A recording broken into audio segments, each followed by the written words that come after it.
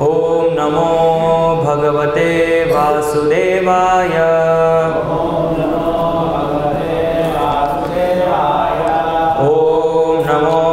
भगवते वासुदेवाय।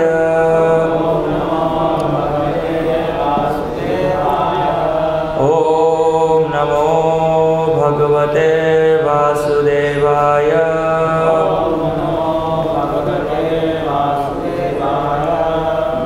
श्रीमद् भागवतम स्कंद 4 अध्याय 12 श्लोक संख्या 35। त्रिलोकीं देवयानेन सह अतिव्रज्य मुनीन् अपि परस्तात् यत् ध्रुवगतिः विष्णोः पदम् अथ अभ्यगात्। त्रिलोकीं देवयानेन सोऽतिव्रज्य मुनीनपि परस्तद्याध्रुवर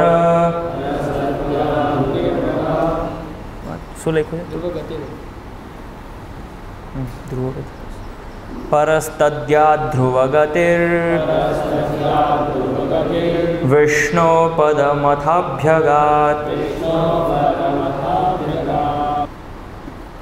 त्रिलोकीं तीनों लोक देवयानेन दिव्य विमान से सह ध्रुव अतिव्रज्य पार करके मुनिगण अपि भी परस्तात् परे यत् जो ध्रुवगति ही ध्रुव जिन्होंने अविचल जीवन प्राप्त किया।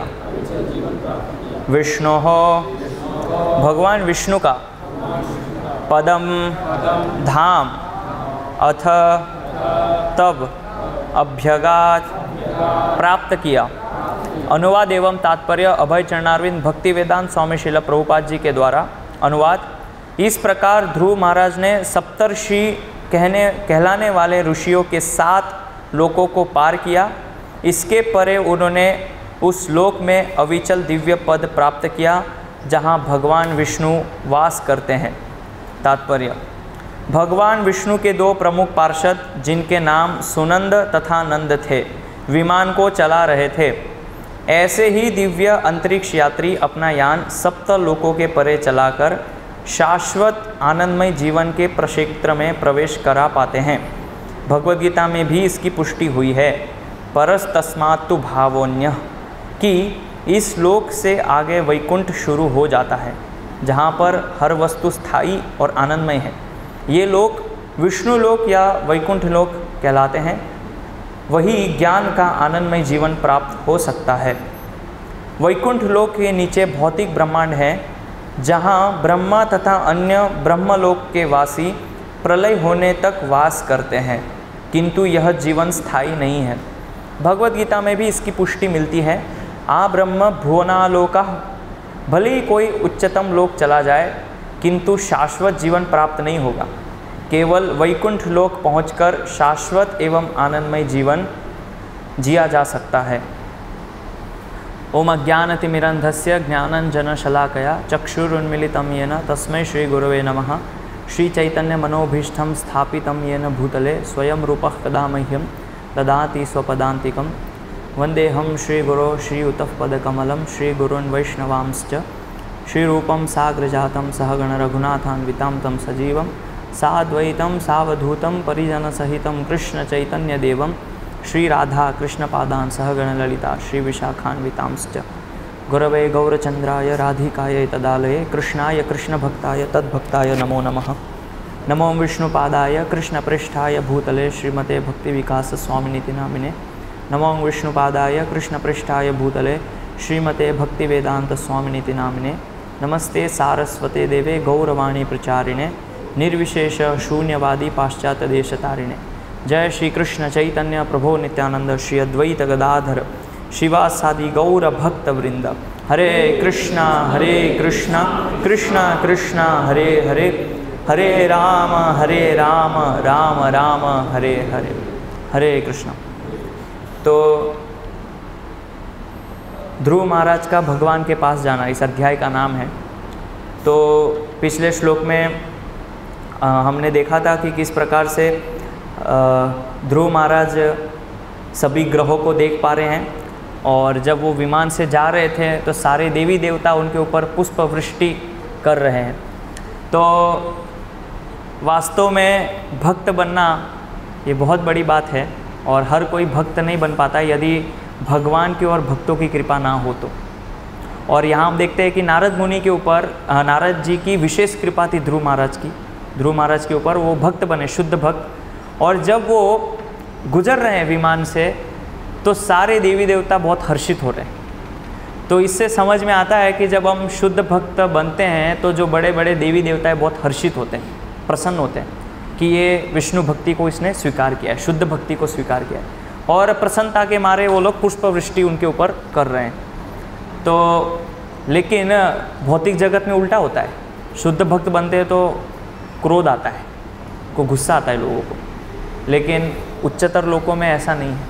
वहाँ सारे देवी देवता, अभी आज के श्लोक में वर्णन आएगा कि ध्रुव महाराज जब विमान से जा रहे हैं तो सप्तर्षि भी उनको देख रहे हैं, और सप्तर्षि जब उनको देख रहे हैं और ध्रुव महाराज भी उनको देख पा रहे हैं तो वो भी प्रसन्न हो रहे हैं उनको देख के। तो बहुत समय से ध्रुव महाराज का चरित्र चल रहा है, और अभी ध्रुव महाराज भगवान के धाम जाने वाले हैं। तो ये चरित्र पढ़ते पढ़ते ध्रुव महाराज के लिए विमान तो आ चुका है, लेकिन हम लोग कथा को आगे नहीं बढ़ा रहे, तो उनका प्लेन जा ही नहीं पा रहा है भगवत धाम। तो आज मैंने विचार किया कि पहुंचा देंगे उनको भगवत धाम तक। तो हम भक्त लोग इतना आसक्त थे ध्रुव महाराज की कथा में कि वो विमान उड़ नहीं पा रहा है। प्रभुपाद जी ने तो ऑलरेडी लिख दिया है इसमें। तो क्योंकि इसमें ये जो ध्रुव महाराज का जो चरित्र है, काफ़ी प्रभुपाद जी ने इसमें जो तात्पर्य लिखे हैं बहुत ही शिक्षास्पद है, और एक एक तात्पर्य पे एक एक लाइन पे हम चर्चा कर सकते हैं वास्तव में देखा जाए तो। ये जो इवन तात्पर्य नहीं, प्रभुपाद जी जो अनुवाद लिख रहे हैं उसको भी यदि आप पढ़ेंगे, उसको डीप मीनिंग लेंगे तो भी बहुत कुछ शिक्षा ले सकते हैं। इसलिए बहुत समय लग रहा है हमको ये अध्याय को ख़त्म करने में, तो प्रयास करेंगे, ये जितना हो उसको आगे बढ़ाएंगे। तो आज का जो तात्पर्य है इसमें बताया गया कि भगवान विष्णु के दो पार्षद थे जो एरोप्लेन चला रहे हैं, विमान चला रहे हैं, पायलट। तो उनका नाम है नंद और सुनंद। ऐसे विष्णु पुराण में बताया है, सामान्यतः मुख्यतः भगवान के 16 पार्षद हैं, जिसमें से ये मुख्य है नंद और सुनंद, जय विजय, और भी बहुत सारे नाम हैं, वो मुझे अभी स्मरण नहीं है। तो ये लोग उनको लेने आए थे। तो ये कितने सौभाग्य की बात है कि जब हम भक्ति करते हैं तो जो भगवान के साथ रह रहे हैं नित्य रूप से, वो लोग भगवान का संग छोड़ के हमें लेने आते हैं,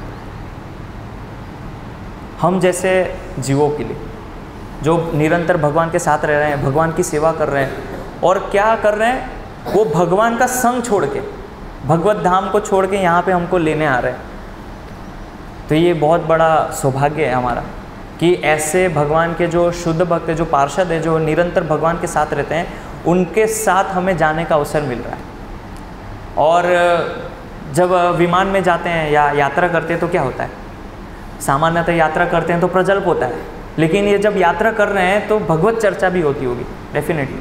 पत्थर तो नहीं है कि डेस्टिनेशन तक कुछ बोलना मत, जब पहुंच जाएंगे तब बात करेंगे, ऐसा तो नहीं है। पार्षद हैं तो उन्होंने भगवान का संग किया है, भगवान के बारे में वो लीला सुनते हैं, तो ध्रुव महाराज को और कथा बता रहे हैं भगवान के बारे में, और उससे भी उनको हर्ष हो रहा है। तो इस प्रकार से जहाँ पे दो भक्त मिलते हैं तो वहाँ पे क्या होता है, कथयंतश्च माम नित्यम, भगवान की कथा का परस्पर आदान प्रदान होता है। ये वास्तव में एक भक्त का स्वभाव है। तो ये ध्रुव महाराज और जो भगवान के पार्षद है नंद सुनंद, ये भी आपस में भगवान की कथा वार्ता कर रहे हैं विमान में बैठ के। ऐसा नहीं है कि भौतिक चर्चा कर रहे हैं कि वो कितना अच्छा है देखो। कभी कभी हम ट्रेन में जाते हैं तो बोलते हैं पहाड़ देखो कितना सुंदर दिख रहा है। और आप देखिए इसमें पिछले श्लोकों में वही वर्णन है कि ध्रुव महाराज ये सब लोगों से गुजर रहे हैं, उसका ऐश्वर्य इतना है, फिर भी वो प्रभावित नहीं हो रहे, उससे विचलित नहीं हो रहे। मतलब उनका डिटर्मिनेशन कितना है भगवान की कथा में, श्रवण में कितना डिटर्मिनेशन है कि स्वर्ग लोक से गुजर रहे हैं, देवी देवताओं के जो लोग हैं वहाँ से गुजर रहे हैं, सब वो देख रहे हैं, फिर भी उसकी चर्चा नहीं कर रहे कि मैं यहीं रुक जाता हूँ, ये बहुत अच्छा है, यहाँ थोड़ा ब्रेक लगा दीजिए, पहले यहाँ रुका हूँ, थोड़ा स्टे करूँगा, फिर आगे जाएंगे, नहीं। तो ऐसे ही जब हम भक्ति करते हैं तो भक्ति मार्ग में कभी कभी भगवान हमें इतना ऐश्वर्य दे देते हैं, तो हमें उससे प्रभावित नहीं होना चाहिए, आगे बढ़ते रहना चाहिए। यदि हम वहाँ अटक गए तो फिर भगवान देना बंद कर देंगे, भगवान सोचेंगे तो इसी में संतुष्ट हो गया। तो वास्तव में भगवान क्या करते हैं, पहले हमें टेस्ट करते हैं, चेक करते हैं कि इसकी भक्ति में डिटर्मिनेशन कितना है, श्रद्धा कितनी है। डायरेक्ट भगवान कृष्ण प्रेम नहीं देते हैं भक्तों को। जैसे जब बच्चा होता है, रोता है, तो जब जिद करता है तो उसको जो चीज़ चाहिए वो नहीं मिलती है, तो क्या करते हैं, पिताजी कुछ खिलौना दे देते हैं, इससे खेलो, तो चुप नहीं होता है, रोता रहता है। फिर कुछ और माताजी क्या करती है कि लॉलीपॉप दे देती है, तो चूसता रहता है, तो चुप हो गया। तो अभी उसको चाहिए था कुछ अच्छी चीज़, लेकिन वो लॉलीपॉप दे दी, वो चूस रहा है। तो लेकिन कुछ बच्चे होते नहीं, वो लॉलीपॉप देने पे भी फेंक देंगे, टॉफ़ी भी फेंक देंगे, मुझे तो वही चाहिए। ऐसे ही भक्त होते हैं, भगवान पहले ये देते, ये ले लो, हम खुश हो जाते हैं, ठीक है, भगवान कह रहे हो गया मेरा काम फिनिश। इसको कृष्ण प्रेम देना था, लेकिन अब मैं नहीं दूंगा, क्योंकि ये तो इसी में संतुष्ट हो गया, तो मैं कृष्ण प्रेम क्यों दूँ। लेकिन ध्रुव महाराज को वो प्रेम मिला, और जो आचार्य है, अलग अलग प्रभुपाद है, वो कृष्ण प्रेम से पूरा आप्लावित थे, उनके हृदय में कृष्ण प्रेम था। तो जो व्यक्ति प्रचार करता है और उसके अंदर जब कृष्ण प्रेम होता है, तो वो दूसरे लोगों के अंदर भी वो कृष्ण प्रेम को ट्रांसफ़र कर सकता है, वो पोटेंसी है उनके अंदर। इसको लाइटली नहीं लेना चाहिए। क्यों? आप देखिए, श्रील प्रभुपाद जी है, चैतन्य महाप्रभु है, चैतन्य महाप्रभु केवल दृष्टि मात्र से कृष्ण प्रेम दे देते थे, केवल दृष्टि मात्र करने से। क्या पोटेंसी होगी उनकी कृष्ण प्रेम की, सोच सकते हैं।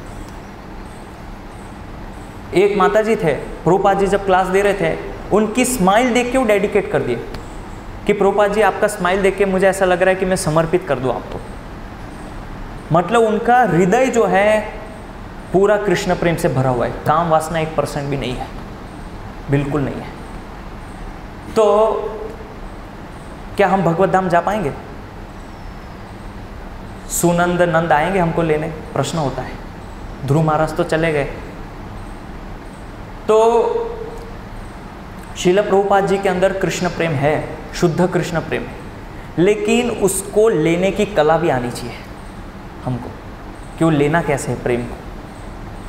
प्रभुपाद जी और चैतन्य महाप्रभु तो ओपनली बांट रहे हैं, सबको बांट रहे हैं, लेकिन कुछ है जो नहीं ले पा रहे हैं और कुछ है तुरंत ले रहे हैं उसको। तो अभी लेना कैसे है, ये भी एक कला है। तो उसी प्रकार से भगवान के धाम हम जाएंगे कि नहीं, ये बहुत बड़ा प्रश्न है, वैकुंठ धाम। श्रील प्रभुपाद जी के शिष्यों ने पूछा प्रभुपाद जी से कि प्रभुपाद जी क्या होगा हमारा? प्रभुपाद जी बोले, most of my disciple go to heaven, स्वर्ग जाएंगे। ऐसा क्यों बोला प्रभुपाद? तो ये जो अभी मैं आगे वर्णन करूंगा कि क्या क्वालिटीज़ होनी चाहिए भगवत धाम जाने के लिए, और उस गुणों को जब हम एनालाइज करेंगे, हमारे अंदर झांक के देखेंगे, तब आप खुद ही पहचान जाएंगे कि मैं भगवत धाम जाऊँगा कि नहीं। आप खुद ही समझ लेना। इसके आगे के श्लोकों में प्रभुपाद जी वर्णन कर रहे हैं तात्पर्य में, वो अभी हम चर्चा करेंगे। तो कहने का अर्थ ये है कि भगवत धाम जाना कोई खेल नहीं है। कई बार लोग बोलते हैं कि भगवान का नाम ले लेंगे, चले जाएंगे भगवत धाम, इतना आसान नहीं है। एवं अजामिल को भी नहीं ले गए, उनको भी अवसर दिया कि अब आप नहीं जा सकते, आप पहले भक्ति कीजिए। तब वो हरिद्वार में गए, अच्छे से भक्ति की, सब विधि विधानों को पालन किया, तब वो भगवत धाम गए। अगर ऐसा होता तो चले जाते। क्यों विष्णुदूत उनको लेके नहीं गए अजामिल को? क्या कारण था? भगवान का नाम तो लिया था उन्होंने। अगर सब ऐसे ही होने लग जाए फिर तो बहुत अच्छा है, नरक की ज़रूरत ही नहीं है। सब पाप करो और भगवान का नाम लो और भगवत धाम चले जाओ, क्या प्रॉब्लम। लेकिन ये अजामिल की घटना से हम देख सकते हैं क्यों वो हरिद्वार में गए, भक्ति परिपूर्ण की, तब फिर उनको भगवत धाम ले जाया गया। तो उसी प्रकार बताया जाता है कि भगवत धाम में 7 द्वार हैं। तो 7 द्वार हैं और हम देखते हैं कि श्रीमद् भागवत में बताया है कि सनत कुमार आदि जब वहाँ पहुँचे तो 7वें द्वार पे उनको रोक दिया गया। ये श्रीधर स्वामी टीका में लिखते हैं इस कथा के वृत्तांत में कि उनको 7वें द्वार पे क्यों रोका गया। और भी द्वार थे वहाँ पे, और भी उनके द्वारपाल थे, चाहते तो वहाँ उनको रोक सकते थे, लेकिन क्यों 7वें द्वार पर ही उनको रोका गया। हम जाएंगे तो हमको कौन से द्वार पे रोका जाएगा, ये प्रश्न है। चलो उनको तो कम से कम 7वें द्वार तक जाने दिया, हम कहाँ तक जाएंगे, प्रश्न है। तो श्रीधर स्वामी बता रहे हैं कि जो सनत कुमार आदि है वो तपस्वी थे, तपस्या इत्यादि करते थे। तो उन्होंने कंपैरिजन किया एक भौतिक जीव के साथ जो 6 गेट हैं। तो बताते हैं कि आपने कभी रेलवे स्टेशन या कभी ऐसे बड़े बड़े संस्थानों में जाते हैं तो वहाँ पे स्कैनिंग मशीन होती है। जैसे ही आप अंदर घुसते हैं उस मशीन में तो टू टू टू टू बजने लगता है और पता चलता है कि आपके पास कोई हथियार है, कोई बॉम्ब है। ऐसे ही भगवत धाम में जब आप पहले गेट में एंट्री करते हैं, यदि आपके अंदर काम वासना है तो ब्लिंक हो जाता है, तुरंत आउट, नहीं जाएंगे काम। तो हम भगवान की भक्ति कर रहे हैं, सब कुछ कर रहे हैं, लेकिन यदि काम इच्छाएं हैं 1% भी, थोड़ी भी, जैसे हम बोलते हैं ना कि यदि आपके अंदर थोड़ी भी काम इच्छा है तो आप भगवत धाम नहीं जा सकते, तो वो यही है, आपको उसी गेट से बाहर कर दिया जाएगा। तो ये पहला गेट है। फिर श्रीधर स्वामी आगे बताते हैं दूसरा गेट है क्रोध, क्रोध का। तो हम भक्ति करते हैं, माला करते हैं, लेकिन छोटी छोटी चीज़ों में क्रोध करते हैं, है ना। जैसे बहुत सारे भक्त हैं, मान लीजिए प्रसाद सर्विंग में है और प्रसाद सर्विंग में सेवा करते करते आपको ध्यान होगा कि बाद में हम प्रसाद लेंगे क्योंकि हमारे लिए अलग से निकाला है, लेकिन कुछ कारणवश प्रसाद नहीं निकालना भूल गए। फिर या जब फेस्टिवल होता है तो आई कार्ड दिया जाता है, तो हमें बहुत चिंता होती है, मुझे तो आई कार्ड मिला नहीं, फ्री में प्रसाद कैसे लूँगा, दर्शन कैसे करूँगा, सारे भक्तों को आई कार्ड मिला। या कभी कभी ऐसा होता है कि भगवान का दर्शन करने के लिए कोई लोग आरती स्पॉन्सर करते हैं, तो बोला जाता है अभी आप वेट कीजिए 1 घंटा, तो वो गुस्सा हो जाएगा, अरे पैसा दिया हमने, 1 घंटा लाइन में खड़े रहेंगे, तो पैसा किस लिए दिया है, इसलिए पैसा दिया था, जल्दी हमको आगे कराइए लाइन में दर्शन कर। क्रोध, कई बार भक्त भी ऐसे होते हैं, दर्शन करने के लिए बहुत धक्का मुक्की करना, आगे जाना मुझे भगवान, तो चिढ़ जाते हैं, अरे प्रभु जी मैं लाइन में खड़ा था, आपने मुझे धक्का मार दिया, मैं तो आपसे पहले खड़ा था। प्रसाद लाइन में भी ऐसे होता है, आप बीच में आके घुस गए, हाँ मैं तो कब से खड़ा हूँ। तो क्रोध, तो जब तक क्रोध होगा तब तक हम, मतलब देखिए पहले गेट में ही एंट्री नहीं तो दूसरे पे क्या जाएंगे आप। इवन चलिए आपके अंदर यदि काम इच्छा नहीं भी है, काम इच्छा नहीं भी है, आपने फर्स्ट ग्रेड क्रॉस कर भी लिया तो सेकंड ग्रेड पे फिर से स्कैनिंग होगी आपकी, क्रोध है कि नहीं आपके। तो क्रोध से मुक्त होना, क्योंकि ये षड्विकार है। तो फिर तीसरा है लोभ, लोभ भी नहीं होना चाहिए। तो वास्तव में हम देखते हैं कि जो भक्त होते हैं तो हम भी थोड़ा थोड़ा लोभ करते हैं, ऐसा नहीं कि हम पूर्ण रूप से लोभ से मुक्त हो चुके हैं, लोभ तो है हमारे अंदर, और जिस व्यक्ति के अंदर लोभ है वहीं पे पाप है। तो पाप का बाप ही है लोभ, एक तरह से देखा जाए पाप का जो बाप है वो लोभ है। जहाँ लोभ है वहाँ पाप की वृत्ति आना शुरू हो जाता है। तो इसीलिए किसी भी प्रकार का लोभ नहीं करना। इसका एक स्टोरी है, एक कथा है एक गांव में एक ब्राह्मण था और एक वैश्या थी। तो श्राद्ध पितृपक्ष में उन्होंने आमंत्रण किया ब्राह्मण को कि हमारे घर पे आप भोजन के लिए आइए, आमंत्रण देते हैं। तो ब्राह्मण बोलता है नहीं, मैं पापी के यहाँ भोजन थोड़ी करता हूँ, तुम वैश्या हो, तुम्हारे घर पे थोड़ी मैं जाऊँगा भोजन करूँगा। तो बेचारी बहुत दुखी हो जाती है, घर चली जाती है। तो जो एक उसके आसपास के जो लोग थे उसमें से एक स्त्री आती है, वो ब्राह्मणी थी, वो जाके बोलती हैं ब्राह्मण से, वो बोलती हैं कि मैं निवेदन करती हूँ। तो वो जाती है और ब्राह्मण से बोलती है कि आपने मना कर दिया उनको, उनके घर पे आप जाइए भोजन कीजिए। तो बोले नहीं नहीं, वो पापी लोग मुझे क्या बोलेंगे, पापी के घर पे थोड़ी मैं भोजन करूँगा, मेरा ब्राह्मणत्व नष्ट हो जाएगा। तो स्त्री फिर ब्राह्मणी बोलती ठीक है, हम तो सोच रहे थे कि आप आएंगे तो आपको 11,000 दान देंगे, सोने की प्लेट देंगे, ये सब सोचा था हमने, ठीक है किसी और। तो नहीं नहीं नहीं नहीं नहीं, बोले ये तो बताया कहा था उसने मुझे, ये तो बोला ही नहीं था, तो बोला था भोजन करने आना है बस। वैसे भी मेरे बहुत सारे काम पेंडिंग रहते हैं, 100 रुपये में काम करना पड़ता है, तो ठीक है 100 रुपये दक्षिणा लेने की बजाय यहाँ, लेकिन किसी को बोलना मत कि मैं आपके घर आया था भोजन करने। तो ये ब्राह्मण है, लेकिन जैसे उसको लोभ मिला राजी हो गया कि मैं जाऊँगा, लेकिन किसी को बताना मत। तो इस प्रकार से जहाँ हमारे अंदर लोभ वृत्ति आती हैं तो वहाँ हम नियमों को पालन करना छोड़ देते हैं लोभ की वजह से। जो शास्त्र में जो धर्म आदेश हैं, जो धर्म के प्रति हमें सचेष्ट रहना चाहिए कि ये धर्म है और ये अधर्म है, ये पता होना चाहिए, लेकिन जहाँ पे लोभ आता है तो वे विचार नहीं कर पाते। तो ये जब होगा तो भी हम भगवत धाम नहीं जा पाएंगे लोभ की वजह से। तो और ऐसे ही एक बार तो लोभ क्या है, तो बताया कि दूसरे का जो धन है उसको लोहे के समान देखना, लोष्टवत परद्रव्येषु, दूसरे का जो द्रव्य है वो लोहे के जैसा समझना, चाणक्य पंडित बोलते हैं। तो अभी आपको लग सकता है कि ये जो वस्तु पड़ी है ये तो लोहा नहीं है भाई, 2000 के नोट को कैसे कोई लोहा समझ लेगा, इम्प्रैक्टिकल बात कर रहे हैं प्रो जी आप। सोने की अंगूठी पड़ी होगी तो क्या वो लोहा है? लेकिन क्या बोला है, लोष्ठवत, लोहे जैसा मानो, वत आ गया ना यहाँ पे। जैसे बताया गया मात्रवत परदारेषु, अभी जो बाकी माताएं हैं आप बोलेंगे ये तो मेरी माता नहीं है, मेरी माता तो घर में बैठी है, और वो सही भी, आपकी माता घर में है।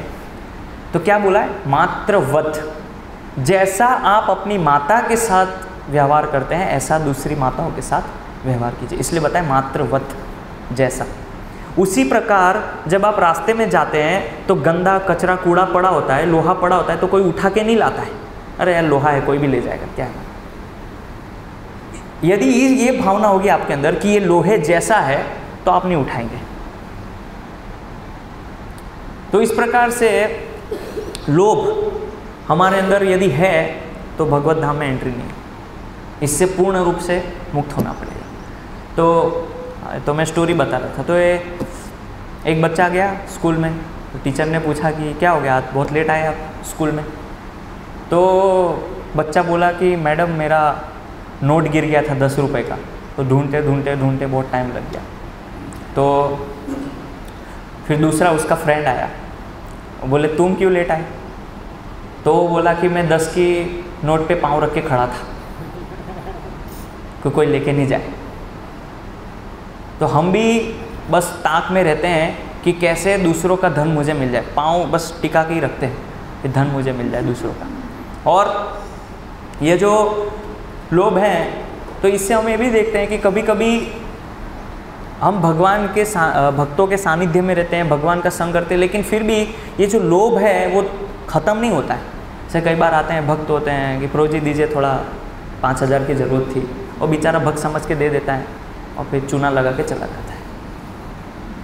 अरे कहाँ गया वो भक्त को 5000 दिया था, बहुत अच्छा भक्त था। फिर हमें लगे मंदिर में भी ऐसे होता है, क्यों नहीं होगा। भगवान के धाम में वृंदावन में माता यशोदा भी है और पूतना भी है। पूतना भगवान को मारने के लिए आई थी और माता यशोदा भगवान की सेवा कर रही है। दोनों धाम में ही है ना। तो आप बोलेंगे धाम में पूतना कैसे आ गई? तो भगवान के मंदिर में भक्त के वेश में कुछ लोभी लोग भी हैं जो भक्तों का फायदा उठाते हैं, मंदिर का फायदा उठाते हैं, लोभ लालच, और इसीलिए वो लोग धर्म आचरण करने में बिल्कुल सतर्क नहीं रहते और कहीं भी पाप वृत्ति में लिप्त हो जाते हैं। वो ये देखते नहीं है कि मंदिर है, कि भगवान का भक्त है, मुझे इसको ठगना नहीं चाहिए। और हमें लगता है बहुत सरल भक्त है, प्रणाम कर रहा है, जी प्रभु जी हेल्प करना है, हम दे भी देते हैं भक्त समझ के, लेकिन वास्तव में वो इंटेंशन गलत है, उसका उद्देश्य गलत है। पूतना भी है लेकिन उद्देश्य गलत है, भगवान को मारना। वही धाम में यशोदा भी है, भगवान की सेवा करना चाहते हैं। तो इसलिए लोभ ये भी यदि हमारे अंदर होगा, मान लीजिए आपने दूसरा गेट क्रॉस किया तो तीसरे गेट पे आप नहीं जा पाएंगे यदि लोभ होगा। ये श्रीधर स्वामी पूरा बता रहे हैं टीका में बहुत विस्तार से। और फिर चौथा क्या है, पता ही होगा आपको, मोह, आसक्ति। और इतने आसक्त है हमारे भक्त परिवार से, काम से, जिम्मेदारियों से, संसार से, कि फेस्टिवल में भी मंगला आरती नहीं आ पाते। नींद से इतना आसक्त है कि नींद नहीं खुली प्रभु जी, रथ यात्रा के दिन मंगला आरती नहीं आ पाए, नींद नहीं खुली। मेरे बच्चे के एग्जाम चल रहे थे तो मैं जन्माष्टमी में मंगला आरती नहीं आ पाया। मोह, हम इतने बड़े व्यस्त हैं कि आसक्ति की वजह से कम जो उत्सव है उस उत्सव में भी पूर्ण रूप से भाग नहीं ले पा रहे। वास्तव में उत्सव क्यों है? उत्सव है उत्साह देने के लिए। फिर हम कहते हैं प्रभु जी उत्साह नहीं आ रहा है। अरे भाई मंगला आरती में आते ही नहीं हो, जन्माष्टमी में, नरसिंह चतुर्दशी में आप नहीं आते मंगला आरती, रामनवमी में मंगला आरती नहीं आते, कहाँ से उत्साह मिलेगा? उत्सव होता ही है भक्तों को उत्साह देने के लिए, लेकिन आसक्ति, नींद से आसक्ति, नींद नहीं छोड़ पा रहे, अलग अलग तरह की आसक्तियाँ हैं, मोह है चीज़ों से। तो ये सब छोड़ के अभी देखेंगे रथ यात्रा आ रही है तो कितने भक्त आते हैं नींद छोड़ के, कितनी आसक्ति हमें नींद से, वो पता चलेगा कि हम भगवान के लिए आसक्ति छोड़ पा रहे हैं कि नहीं। बाकी दिन नहीं, कम से कम अन्य दिन तो, संडे है, यहाँ पे सत्संग कार्यक्रम होता है, तो सारे भक्तों को नींद छोड़ के एक दिन घर बार भूल के, परिवार को भूल के उपस्थित होना है। ये भी एक उत्सव है, संडे प्रोग्राम एक उत्सव है सारे भक्तों के लिए। लेकिन वही टाइम हो गया है, अभी घर जाना है। संडे को तो कम से कम एक दिन तो दीजिए, एक दिन नहीं दे सकते। इतने बड़े व्यस्त हैं हम कि भगवान की भक्ति में एक संडे फुल डे सुबह से लेकर शाम तक नहीं दे सकते। बाकी तो हम लगे हैं अपने उसमें, तो ये अलग अलग परिवार, पुत्र, घर याद आता है, फिर सेवा करते थक जाते तो नींद याद आती है, सोना पड़ेगा, बोले नींद आ रही है, घर जाते हम। आप सोना है तो मंडे से सैटरडे सोइए, जितना सोना है सोइए, बल्कि आप तो बैकअप प्लान लेके भी आइए कि संडे जाना है तो एक्स्ट्रा और नींद ले लो। लेकिन उत्साह ये उत्सव से आता है। तो इसीलिए हमें ये सब बीमारी को, मैं बीमार हूँ कैसे मैं करूँ, सब छोड़ के भगवान के सेवा में जब हम समर्पित हों, और ये जो हमारा जिम्मेदारी है, परिवार है, संसार है, ये जब छोड़ के भगवान की सेवा में समर्पित होंगे, भगवान आपका ध्यान रखेंगे। तो और हम देखते हैं कि जब हम अपना खुद का प्रयास करते हैं, खुद का जब प्लान बनाते हैं, आसक्त होते हैं घर को चलाने में, पैसा कमाने में, तो भगवान फिर उसमें हस्तक्षेप नहीं करते। ये ठीक है, अपने प्रयास कर रहा है, बड़ा आसक्त है। इसलिए प्रभुपाद जी भी बहुत, है ना, अब देखिए प्रभुपाद जी भी बहुत प्रयास करते थे, बिजनेस सक्सेस हो, प्रयास किया, लेकिन बार बार फेल हो रहे हैं, बार बार कोई पैसा चुरा के ले जा रहा है। प्रभुपाद की फैक्ट्री में आग लग गई, फार्मेसी में। तो भगवान चाह रहे हैं कि मेरा भक्त पूर्ण रूपेण मेरे प्रति समर्पित हो जाए। भगवान की इच्छा कुछ और है, हमारी कुछ और है।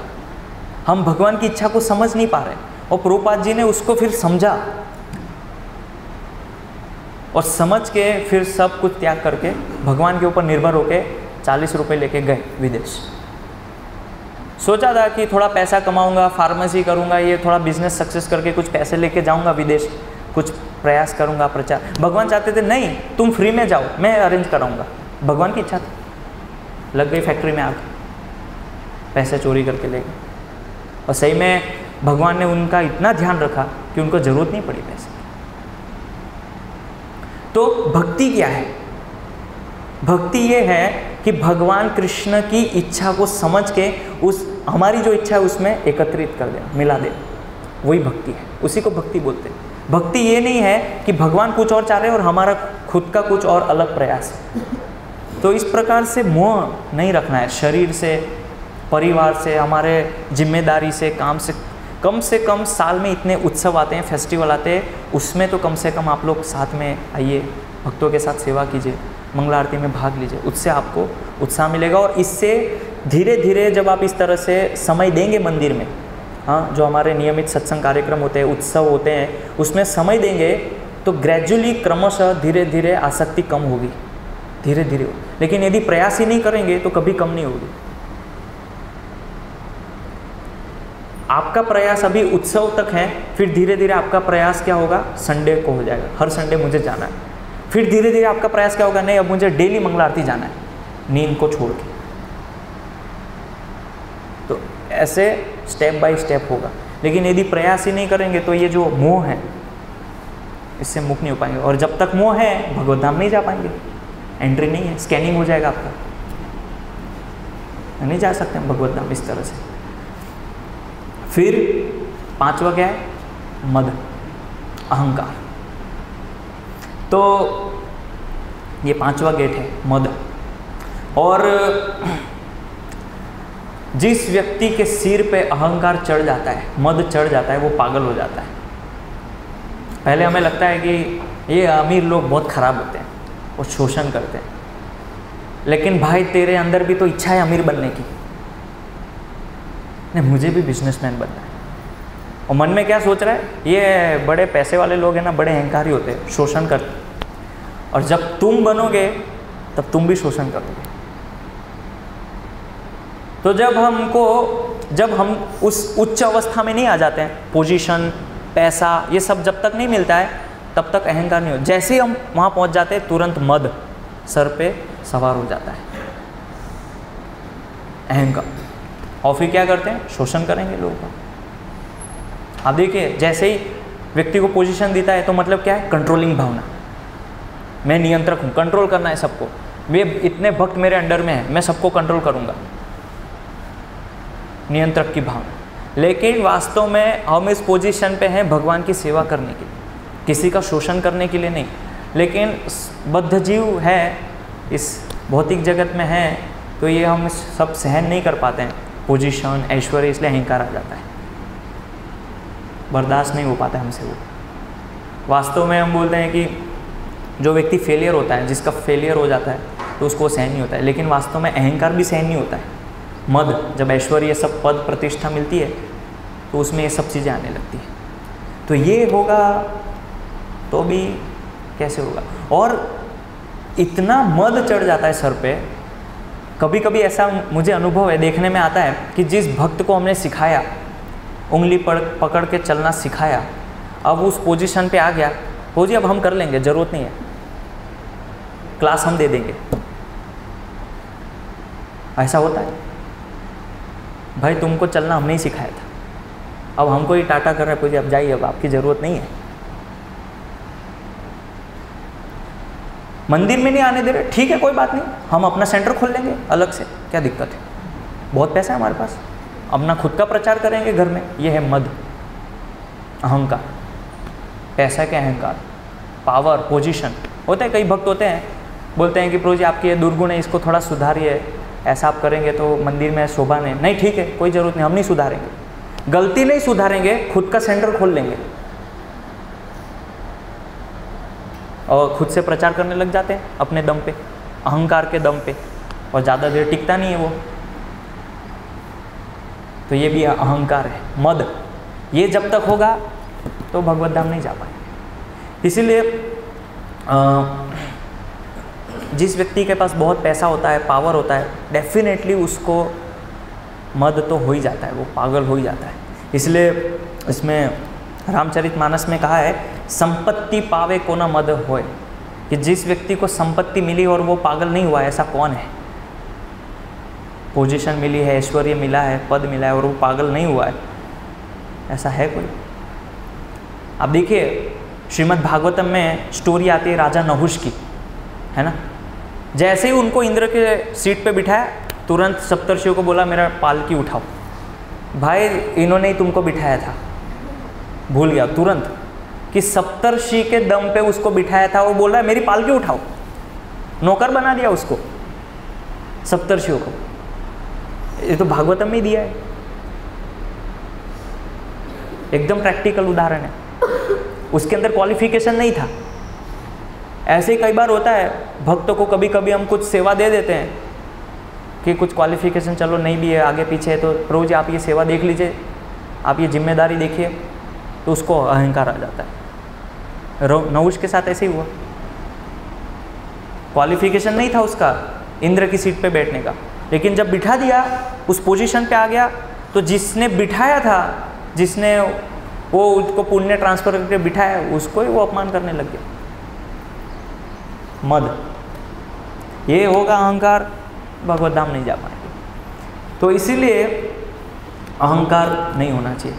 और यदि हमें वो मिलता भी है तो भी हमें बहुत सतर्क रहना चाहिए कि उसका उपयोग कैसे करें। सुदामा विप्र, सुदामा को जब भगवान ने भगवान जैसी द्वारकापुरी बिल्कुल सेम एज इट इज़ जब दिया उनको ऐसा ऐश्वर्य, तो बोले मैं ब्राह्मण हूँ, ये क्या सब क्या मिल गया मुझे। वो भजन में इतना दृढ़ थे, पक्के थे। जब हम भजन में पक्के नहीं होते हैं, दृढ़ नहीं होते हैं, तो ये सब चीज़ से प्रभावित हो जाते हैं। सुदामा उससे प्रभावित नहीं हुए। जब भगवान ने दिया उनको सुदामापुरी, पोरबंदर में, आज आप जाएंगे गुजरात में, बिल्कुल भगवान जैसा उनका पूरा महल था, सब कुछ ऐश्वर्य था, लेकिन प्रभावित नहीं हुए, बिल्कुल प्रभावित नहीं हुए। और तो इसीलिए वैष्णव मतलब सिंप्लिसिटी, सिंपल, सरल, कोई प्रकार का मद नहीं, अहंकार नहीं, ये है वैष्णव। तो हिज होलीनेस गौर गोविंद स्वामी महाराज को शिष्यों ने पूछा व्हाट इज़ वैष्णविज्म, तो गौर गोविंद स्वामी महाराज बोलते हैं सिंप्लिसिटी इज़ वैष्णविज्म, सरलता ही वैष्णवता है। तो फिर वो पूछते हैं व्हाट इज़ सिंप्लिसिटी, सरलता क्या है? तो गौर गोविंद महाराज बोलते टू बी लाइक चाइल्ड, एक बच्चे की तरह होना वो सरलता है। क्यों ऐसा? अब देखिए जब बच्चा छोटा होता है और पिता जब उसको मारते हैं, डांटते हैं, फटकारते हैं, तो रोने लगता है, अरे पिता ने मार दिया, मम्मी के पास चला जाएगा, पिताजी ने मारा मुझे, रोने लगता है, बात नहीं करेगा, 15 मिनट बाद फिर जाएगा, पिताजी मुझे चॉकलेट ला देंगे, ये बच्चा है, सरल है। लेकिन जब 20 साल का होगा, अरे तेरे जैसे बहुत आते हैं, चल निकल यहाँ से, आएगा नहीं, घर में कदम नहीं रखेगा। जैसे वो 20 साल का होगा, अहंकार आ गया ना उसको, मैं कर लूँगा, मैं देख लूँगा, जाएगा अपने फ्रेंड के साथ, चल यार मुझे पापा ने निकाल दिया घर से, थोड़ी हेल्प कर, मेरे को एक बिजनेस खोलना है, अहंकार आ गया उसको, मैं कर लूँगा सब। लेकिन बच्चा है, उसको पता है कि मुझे ज़रूरत है। उसी प्रकार जो वैष्णव सरल होता है, उसको कितना भी डांटा जाए, फटकारा जाए, मारा जाए, उसको पता है कि मुझे भक्तों की ज़रूरत है, भगवान की ज़रूरत है। लेकिन हम क्या करते हैं, वो भक्त ने बोल दिया मैं नहीं जाऊँगा, मैं नहीं मिलूँगा, उनसे बात नहीं करूँगा, ये कहाँ जाएंगे, मैं खुद दूसरा भक्त बनाऊँगा। तो इसलिए गौर गोविंद महाराज बोलते टू बी लाइक चाइल्ड, बच्चे की तरह होना। फिर दूसरा बताते हैं, छठा क्या है, मात्सर्य।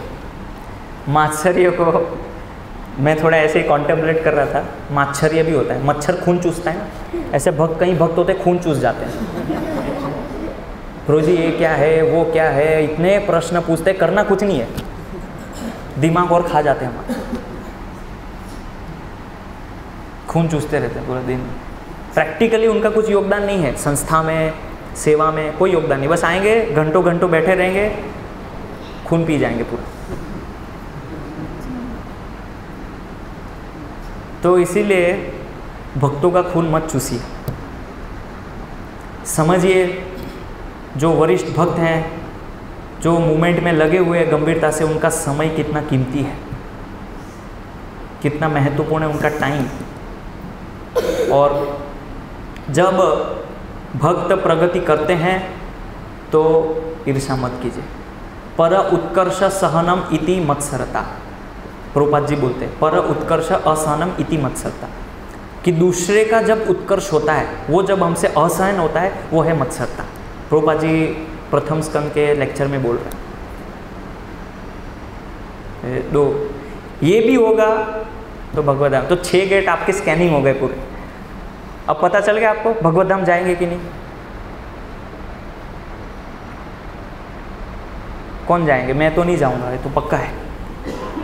आप जाएंगे तो मुझे भी ले जा सकते हैं, मैं तो नहीं जाने वाला ये सब पढ़ के तो। और 7वां गेट है शुद्ध भक्ति, प्योर डिवोशनल सर्विस, भगवान के प्रति अहेतुकी भाव से भगवान की सेवा करना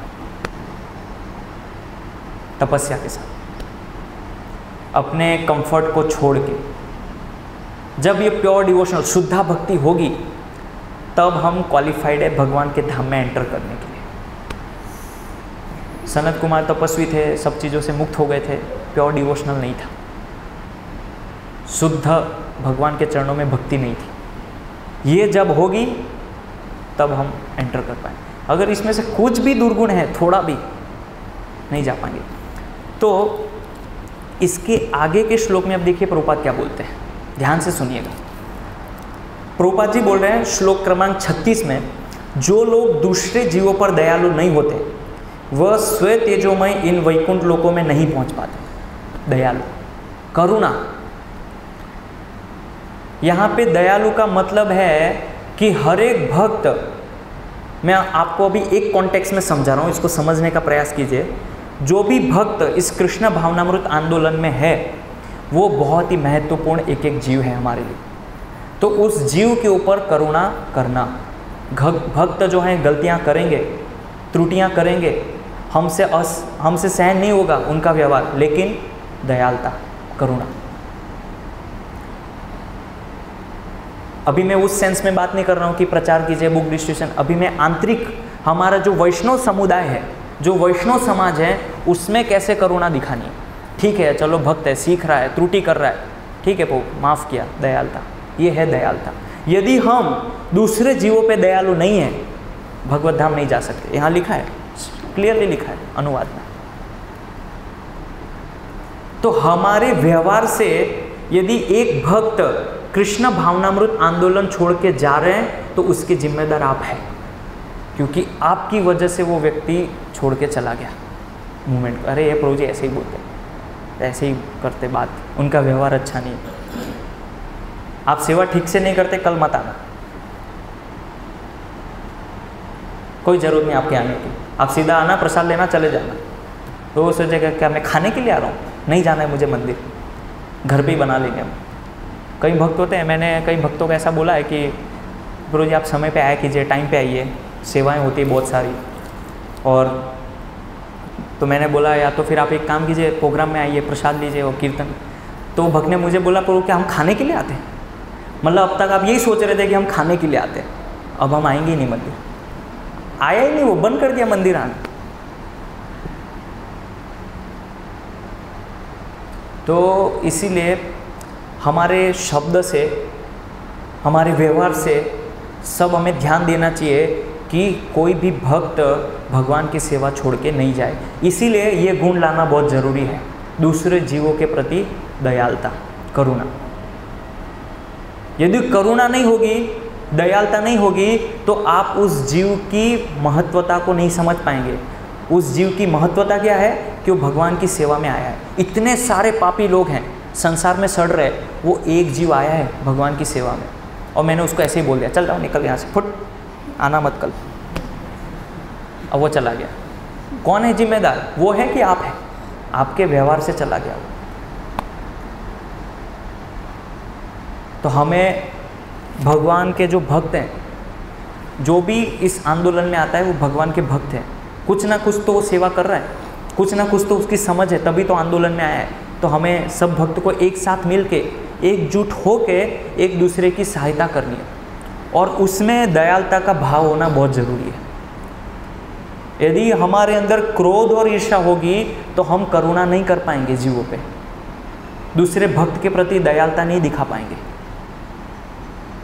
और जब इस तरह का भाव होता है सभी वैष्णवों के अंदर कि दूसरों पे करुणा करना, दया दिखाना, छोटी छोटी गलतियों पे उनके स्वभाव को लेके, उनके व्यवहार को लेके जब हम दया दिखाते हैं तो हमारा ये जो भक्त समाज ये बढ़ता रहता है और एक्सपांड होता है। क्यों? हमारे अंदर क्या है? करुणा है, दयालुता। इसलिए जिनके प्रकाश से इस भौतिक ब्रह्मांड के सभी लोग प्रकाशित हैं, मतलब भगवान के वैकुंठ धाम की भी महिमा बताई है कि भगवान का जो धाम है वो स्वतेजोमय है और उस प्रकाश से इस ब्रह्मांड के जो लोग हैं वो प्रकाशित होते हैं, वहाँ की बात कर रहे हैं। तो जो व्यक्ति निरंतर अन्य प्राणियों के कल्याणकारी कार्यों में लगे रहते हैं, केवल वही वैकुंठ लोक पहुँच पाते हैं। क्या बोल रहे प्रभुपाद? निरंतर अन्य प्राणियों के कल्याणकारी कार्यों में लगे रहते हैं, कल्याण की भावना। मैं तो बोल रहा हूँ दूसरों की बात छोड़ दीजिए, कम से कम भक्तों का ही कल्याण कर दीजिए, वही बड़ी बात है। हम जो भक्त, हमारा समाज है, वैष्णव समाज है, उसमें कल्याण की भावना होनी चाहिए एक दूसरों के प्रति, वो भी उतना भी पर्याप्त है, वो भी चलेगा। यहाँ तो क्या बोल रहे हैं? अन्य प्राणी, वो तो छोड़ दीजिए, कम से कम यहाँ से शुरुआत करें, ये स्टेप। और फिर श्लोक क्रमांक 37 में बता रहे हैं प्रभुपाद, ये बहुत इंपॉर्टेंट है। जो शांत, समदर्शी तथा पवित्र है। क्या बताया? शांत।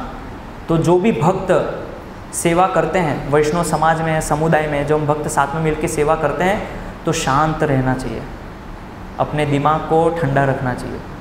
क्योंकि जब सेवा मिलती है तो उस सेवा को हम भगवान की कृपा समझ के नहीं देख पाते हैं, उस सेवा को हम क्या सोचते? काम है, मुझे काम दिया गया है। और हमारी बोलचाल भाषा में भी ये आता है, मुझे आपको कौन सा काम दिया हुआ है? मुझे वो मैनेजमेंट का काम दिया हुआ है। सेवा है, प्रैक्टिकली हमारे वाणी में आनी चाहिए, हमको भगवान की सेवा मिली है, कृपा मिली है। और सेवा करते समय यदि हम शांत नहीं हैं, हमारा मस्तिष्क यदि शांत नहीं है, तो क्या होगा? थर्ड वर्ल्ड वॉर हो जाएगा, तीसरा विश्व युद्ध होता है, बहुत होता है। तो मस्तिष्क को शांत, यहाँ लिख रहे हैं प्रभुपाद जी। और दूसरा क्या बताया? समदर्शी। समदर्शी ये बहुत इंपॉर्टेंट गुण है, हर एक भक्त के प्रति समता का भाव। और दूसरा तथा पवित्र है। तो पवित्र, आंतरिक रूप से पवित्र हरि नाम जप करने से और कृष्ण कथा सुनने से, आंतरिक रूप से। और बाह्य रूप से पवित्र है सब सूची, जो भी शुद्धता के नियम है वो पालन करना। इसीलिए ये जो कृष्ण भक्ति है इसको क्या बोलते हैं? शुद्धा भक्ति। यहाँ पे प्रभुपाद जी श्लोक में लिख रहे हैं शांता समदृश शुद्धा। तो कई बार भक्त सोचते हैं कि महाराज को हिंदी नहीं आती इसलिए शुद्धा भक्ति बोलते हैं। गुरु महाराज करेक्ट हिंदी बोलते हैं, वास्तव में भक्ति वो स्त्रीलिंग है इसलिए उसको शुद्धा भक्ति बोला जाता है, वो शुद्ध भक्ति नहीं है। टेक्निकली व्यवहारिक रूप से उसको शुद्धा भक्ति ही। कई भक्त मुझे बोले ये महाराज ऐसे शुद्धा भक्ति क्यों बोलते हैं? हिंदी नहीं आती। हिंदी आती है महाराज को, हमसे ज़्यादा अच्छे से आती है, इसलिए भक्ति को शुद्धा भक्ति बोलते हैं। और यहाँ पे श्लोक में भी वही वर्ड यूज़ किया है, शुद्धा मतलब पवित्र। पवित्र जो अन्य सभी जीवात्माओं को प्रसन्न करने की कला जानते हैं। वेरी इंपॉर्टेंट, ये कला भीम देव के अंदर थी। जो भीम थे उनके अंदर ये कला थी। उनका ये जो ब्रह्मांड है, यूनिवर्स में केवल दो ही लोगों के पाक शास्त्र बहुत प्रसिद्ध हैं, एक भीम का और एक दूसरा नल महाराज का। और भीम इतना एक्सपर्ट थे कुकिंग करने में कि कोई भी डिश सेटिस्फाई नहीं। आपको खट्टा चाहिए खट्टा मिल जाएगा, कड़वा चाहिए कड़वा मिल जाएगा, मीठा चाहिए मीठा। तो सोचिए कितना एक्सपर्ट थे वो, कला जानते थे, ऐसा कुकिंग करते थे, ऐसा कुकिंग करते सब सेटिस्फाई। ये बहुत मुश्किल है हमारे लिए। तो यहाँ साउथ इंडियन भक्त है तो बोलते इमली नहीं डालते प्रभु जी, गुजरात में जाएंगे तो गुड़ नहीं डालते हैं आप लोग और टेस्ट नहीं लगता है। लेकिन भीम महाराज जब कुकिंग करते थे सब सेटिस्फाई, खट्टा तीखा मीठा सब मिल जाएगा, नमक जितना, और ऐसा नहीं कि नमक बिल्कुल परफेक्ट। कभी कभी हमको लगता है ना नमक लेके आए कोई जी थोड़ा नमक कम है, कोई बोलता है नहीं बहुत ज़्यादा है, अरे कितना खारा कर दिया, कोई बोलता है नमक मॉडरेट है। भीम जब कुकिंग करते थे तो ऐसा नहीं होता था, ये कला जानते थे। तो ये कला हमें सीखनी चाहिए कि अन्य जीवों को कैसे प्रसन्न रखा जाए। ये कला जब सीख जाएंगे तो वैष्णव आपसे खुश होंगे, प्रसन्न होंगे। और फिर उसके बाद वो बता रहे हैं केवल वे ही वापस घर को अर्थात भगवान के धाम को सरलता से जाने में सफलता प्राप्त कर सकते। केवल वे ही, गौर कीजिए शब्दों पे, कौन वे ही? जो कला जानते हैं, सबको प्रसन्न रखते हैं, जो पवित्र है आंतरिक रूप से और बाह्य रूप से, समदर्शी है, शांत है, वे ही लोग भगवान के धाम। और यहाँ पे लिखा है प्रभुपाद जी ने अनुवाद में, ध्यान दिया आपने क्या लिखा है? घर। तो हमारे घर हम तभी जा सकते हैं जब ये गुण होंगे तब, और घर को ही भगवत धाम बोला है अनुवाद में।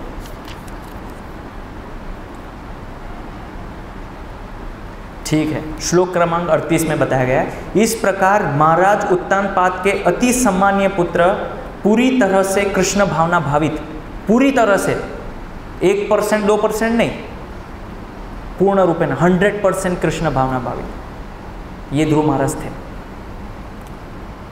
तीनों लोकों में सर्वोच्च स्थान प्राप्त किया, पहुंच गए, विमान पहुंच गया उनका, पहुंचा दिया मैंने भगवान के धाम।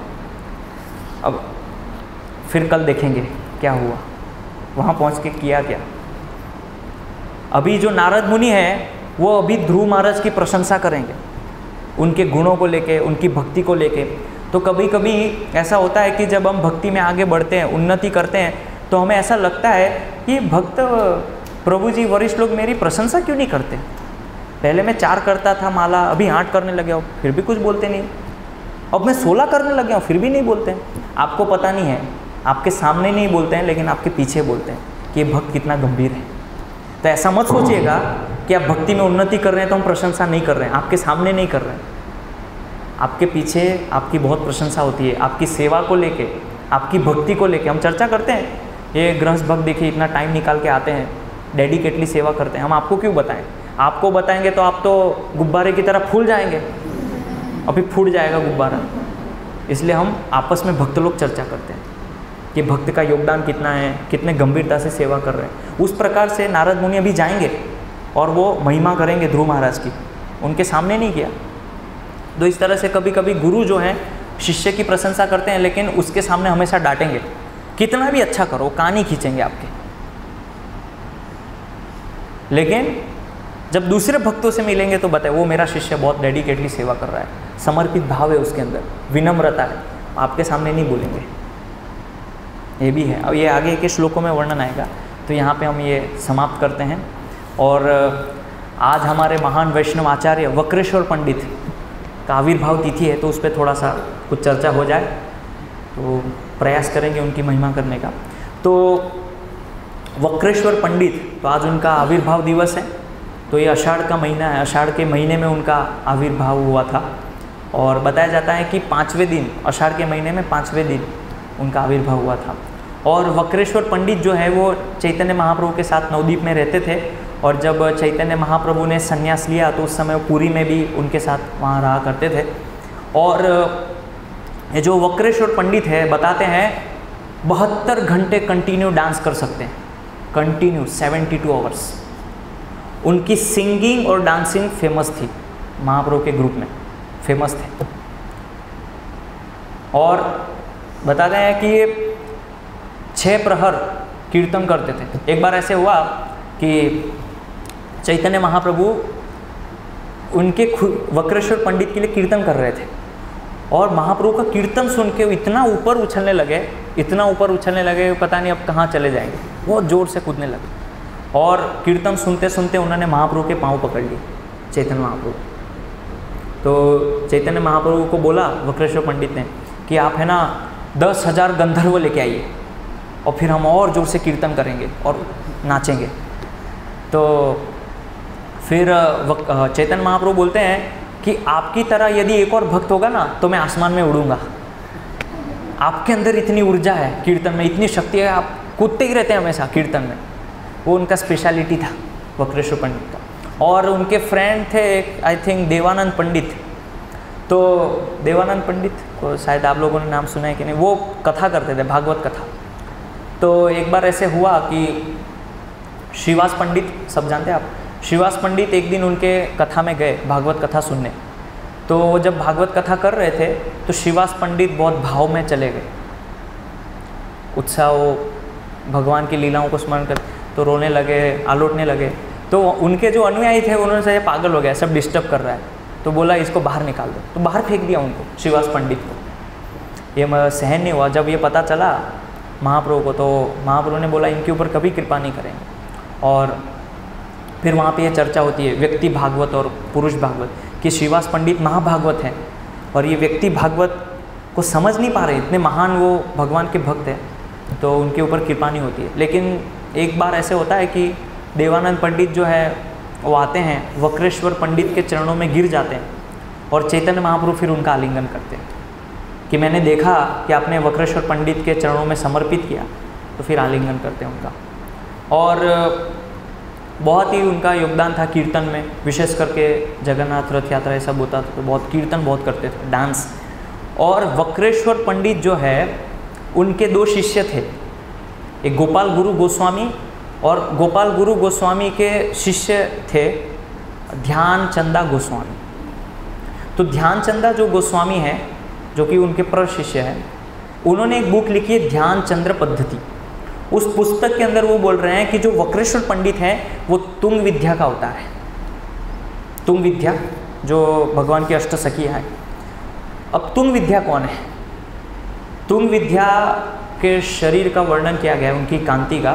तो उनका जो अंग कांति है बताया गया है कि कपूर और चंदन का मिश्रण से जो कांति आती है, जो सुगंध आती है, वो तुंग विद्या के शरीर से ऐसी सुगंध आती है, चंदन और कपूर का मिश्रण। ये फ्लेवर है, कभी आप रेसिपी में यूज़ कर सकते हैं, बहुत अच्छा फ्लेवर है, चंदन और कपूर, ऐसी खुशबू उनके दिव्य शरीर से आती है। और तुंग विद्या की विशेष सेवा क्या है? भगवान के लिए गायन करना और विशेष करके वीणा बजाना। तो तुंग विद्या के माता का नाम है मेधा और पिताजी का नाम है पुष्कर। ये उनकी विशेष सेवा है गोलोक में। और जो तुंग विद्या है वो एक प्रकार की गोपियों का ग्रुप है जो भगवान के लिए और राधा रानी के लिए नदी में से पवित्र जल इकट्ठा करती, उनकी वो नायिका है, प्रधान गोपिका है, लीडर है उसमें। वो सबको बताते हैं कि यहाँ से पानी लेके आओ, अब ये, तो ऐसा वो गाइड करते हैं। और ज़्यादा कुछ विशेष वर्णन नहीं है शास्त्र में, थोड़ा बहुत जो मुझे पढ़ा है पता है। और तुंग विद्या का जो भाव है वो है विप्रलब्धा। एक्चुअली अलग अलग अष्ट भाव का वर्णन है जो गोपियों में पाए जाते हैं, उसमें से तुंग विद्या के अंदर ये भाव है विप्रलब्धा। ये विप्रलब्धा भाव क्या है कि जब भगवान नहीं आते हैं तो वो शोक संतप्त होकर मान कर बैठते हैं, मान हो जाता है, वो बात नहीं करते हैं भगवान से और चिंतित हो जाते हैं कि कब भगवान आएंगे, और जब नहीं आते हैं तो शोक करने लगते हैं। ऐसे अलग अलग भावों का वर्णन है, भक्ति रसायन सिंधु में भी है।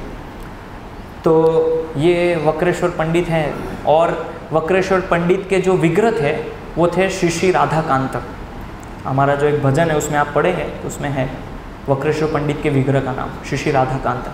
और काशी मिश्र के घर में भी रहते थे, और गंभीरा में भी शायद आज उनके वो विग्रह है, सब कहीं भक्त बताते हैं कहीं कहीं कि वहाँ पे भी वो रहते थे। और राधाकांत वो जो विग्रह हैं उनकी सेवा होती है आज भी। तो ये थोड़ा सा विस्तारित जानकारी तो नहीं है, शॉर्ट में है। वक्रेश्वर पंडित की जय, श्रीमद् भागवतम की जय, शिला प्रभुपाद की जय। तो जिनको प्रश्न है व्यक्तिगत पूछ सकते हैं। हरे कृष्ण।